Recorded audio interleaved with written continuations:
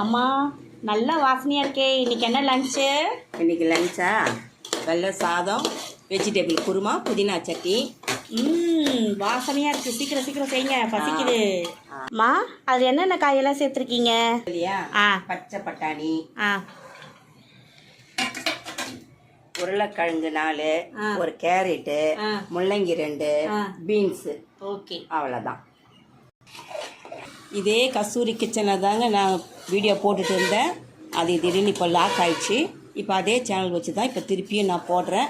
அதுக்கு கொடுத்த சப்போர்ட்டு இதுக்கும் எனக்கு கொடுங்க, எல்லோரும் ஆதரவு கொடுங்க. காயெல்லாம் வதங்கிச்சு. இப்போ குழம்பு மிளகாத்தூள் சேர்த்துக்கலாம், மஞ்சள் பொடி சேர்த்துடலாம், இப்போ தண்ணியும் ஊற்றிடலாம். காய்க்கு தகுந்த தண்ணி சேர்த்துக்கலாம். காயெல்லாம் நல்லா வெந்துச்சு. அரைச்சி வச்சு தேங்காய் கசகசம் இப்போ இதில் ஊற்றிடலாம்.